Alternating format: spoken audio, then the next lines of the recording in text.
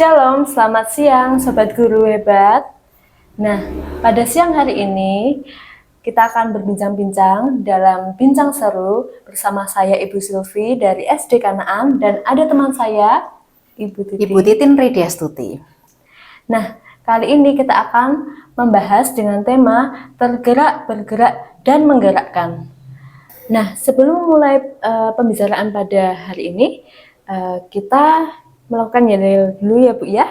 Siap Bu Silvi. Baik. Semangat pagi. Pagi, tetap semangat, luar biasa. Siapa kita? Guru hebat. Guru hebat. Bisa. Harus bisa, pasti bisa. Nah Bu Titin, kita kan sudah melakukan yel-yel ya Bu Titin ya. Kita sudah semangat. Nah, kita akan memulai pembicaraan pada hari ini tentang topiknya tentang pembelajaran paradigma baru.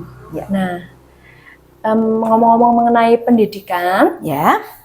Kali ini kita akan membahas mengenai kurikulum yang sedang kita lakukan ya Bu Titin ya, yaitu kurikulum Merdeka. Nah Bu Titin, dalam kurikulum yang sudah kita lakukan ini, tentunya ada capaian pembelajaran, ada alur tujuan pembelajaran, lalu ada proyek ya, lalu ada P5. Nah, Bu Titin, saya mau tanya, karena kan di SD Kanaan ini kelas 1 sudah menerapkan kurikulum Merdeka selama 1 tahun.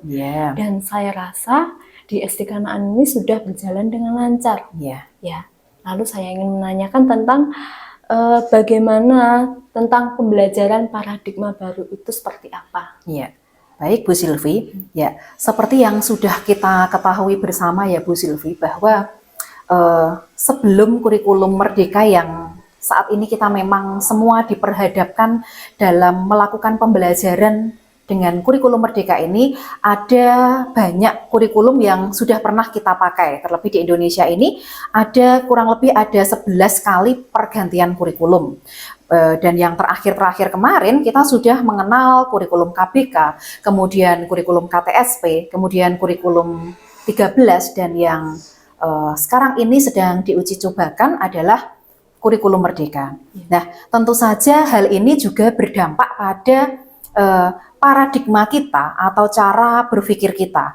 Karena memang sedikit banyak kurikulum Merdeka ini berbeda dengan kurikulum sebelumnya, seperti itu. Jadi pada kurikulum Merdeka ini kita sebagai seorang pendidik lebih menitik beratkan pada peserta didik.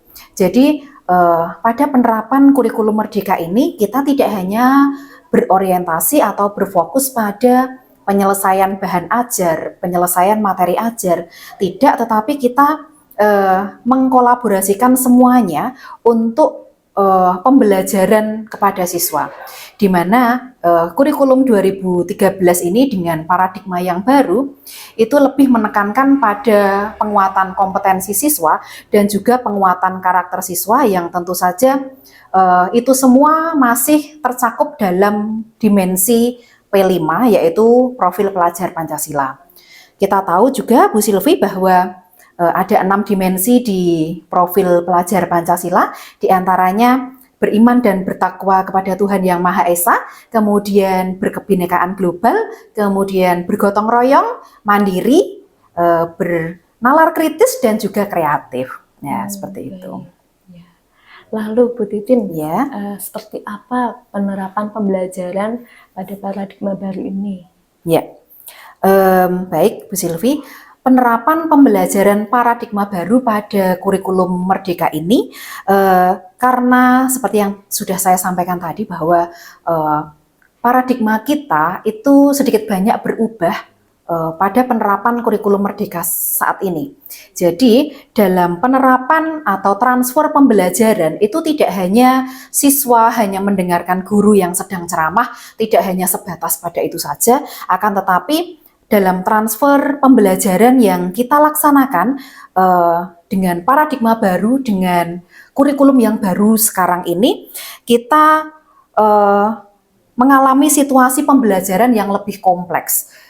Dalam artian kita sebagai seorang pendidik itu juga perlu mengkolaborasikan pembelajaran kita saat ini dengan berbagai pihak, di antaranya dengan rekan sejawat atau teman guru, kemudian bisa juga dengan orang tua peserta didik, bisa juga dengan peserta didik kita di dalam kelas, bisa juga dengan kepala sekolah, bahkan kita juga bisa berkolaborasi juga dengan sarana prasarana atau lingkungan yang ada di sekitar sekolah kita. Itu semua untuk menunjang pembelajaran peserta didik, dan itu semuanya tentu saja berpihak pada siswa, seperti itu, Bu. Nah, ngomong-ngomong soal berpihak pada siswa ini, berpihak pada siswa ini yang bagaimana ya Bu Titin ya? Baik, ya. Maksud dari pembelajaran yang berpihak pada siswa itu seperti ini, Bu Silvi. Jadi dalam penerapan kurikulum Merdeka ini kita tentu saja perlu berpihak kepada siswa. Dalam artian kita memberikan kebebasan kepada siswa untuk mereka dapat menggali potensi mereka. Mereka dapat lebih mengembangkan minat dan bakat mereka dalam pembelajaran. Kemudian mereka juga dapat berkreasi, dapat berekspresi, dan juga mereka kita akomodir dengan berbagai gaya belajar yang tentu saja mereka juga butuhkan. Jadi kalau kita melihat siswa-siswi kita, misalnya ya Bu, ada 20 siswa, tentu saja gaya belajar mereka berbeda-beda. Ada yang memiliki gaya belajar secara visual, ada yang memiliki gaya belajar secara audio, bahkan ada juga siswa yang memiliki gaya belajar kinestetik. Nah, itu kita akomodir semua sehingga semua kebutuhan siswa dapat kita berikan bagi mereka untuk pembelajaran mereka yang lebih baik lagi, seperti itu, Bu.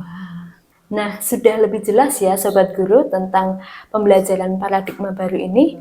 Nah, lalu Bu Titin, saya mau tanya, menurut Bu Titin ini bagaimana relevansinya paradigma pembelajaran dengan abad 21 ini? Iya.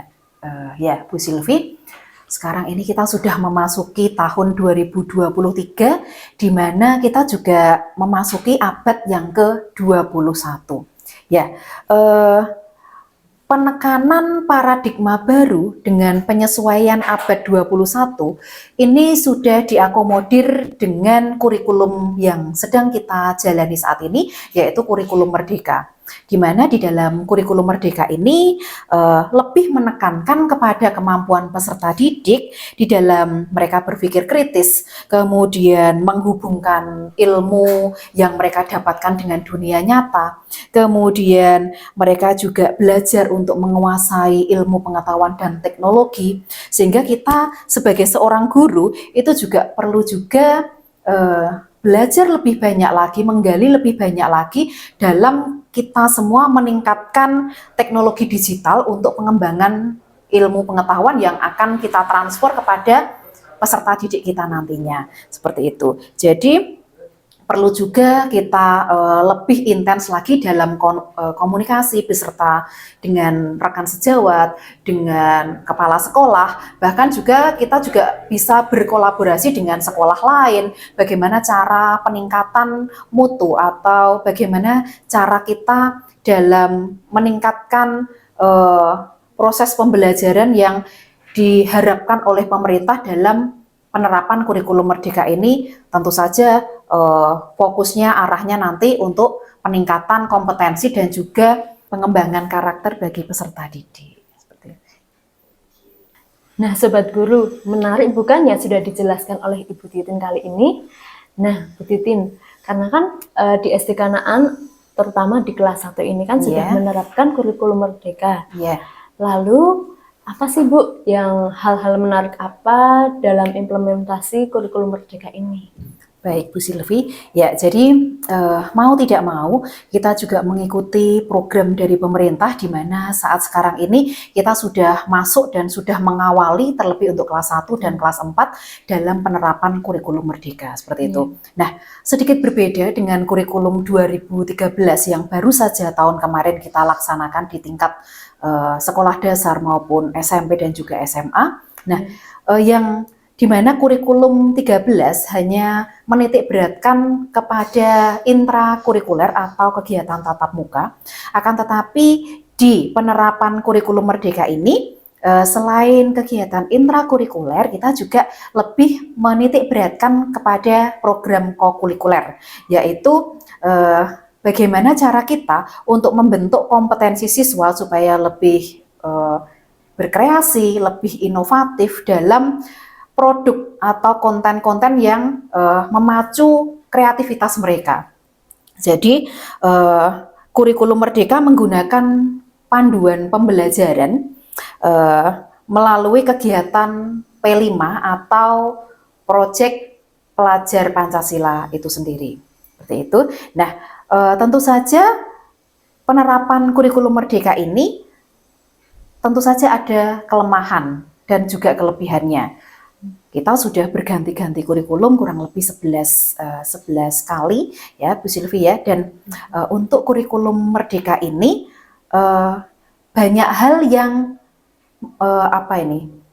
banyak kebaikan di kurikulum Merdeka ini, banyak keuntungan yang didapatkan siswa, antara lain siswa atau peserta didik kita dapat lebih mengeksplor minat dan bakat mereka, mereka dapat lebih menggali potensi mereka, karena kita memberikan ruang bagi mereka untuk mereka dapat mengekspresikan apa yang ingin mereka pelajari, seperti itu. Jadi hal ini semata-mata bertujuan untuk membentuk siswa dengan jiwa kompetensi yang baik, yang kuat, dan juga dalam pembentukan karakter yang semakin baik tentu saja. Itu Bu. Nah, penjelasan dari Bu Titin kali ini menarik ya, tentang kegiatan-kegiatan yang ada di kurikulum Merdeka.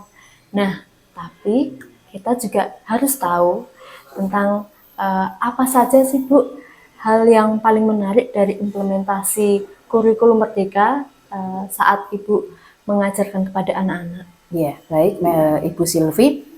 Ya, tentu saja dalam penerapan apapun itu, baik itu penerapan kurikulum yang sedang kita jalani di tingkat sekolah, yang memang sudah berganti-ganti kurikulum sampai saat ini kurikulum Merdeka itu, tentu saja ada kelemahan dan juga ada kebaikan di dalamnya.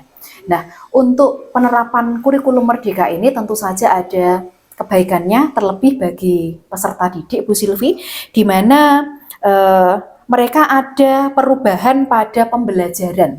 Jadi karena mereka di kurikulum Merdeka ini diberikan ruang dan kebebasan untuk lebih menggali potensi mereka, mereka lebih bisa mengeksplor, mereka tidak hanya semata-mata dihadapkan pada penyelesaian materi ajar semata. Itu tentu saja lebih membuat situasi pembelajaran yang mereka alami bersama dengan guru itu lebih menarik dan menyenangkan, seperti itu. Jadi karena siswa diberikan kesempatan untuk mengeksplor dan juga mengekspresikan minat belajarnya, hal itu nantinya diharapkan dapat membentuk siswa untuk berkompetensi dan juga memiliki karakter yang baik, seperti itu Bu Silvi.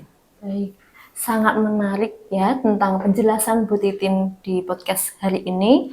Lalu kesimpulan pada bincang-bincang pada siang hari ini, pembelajaran paradigma baru ini mementingkan pengembangan karakter dan pengembangan kompetensi yang berpihak pada siswa.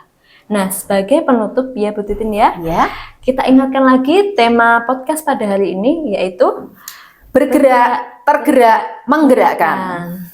Demikian bincang-bincang dalam podcast pada hari ini. Selamat siang.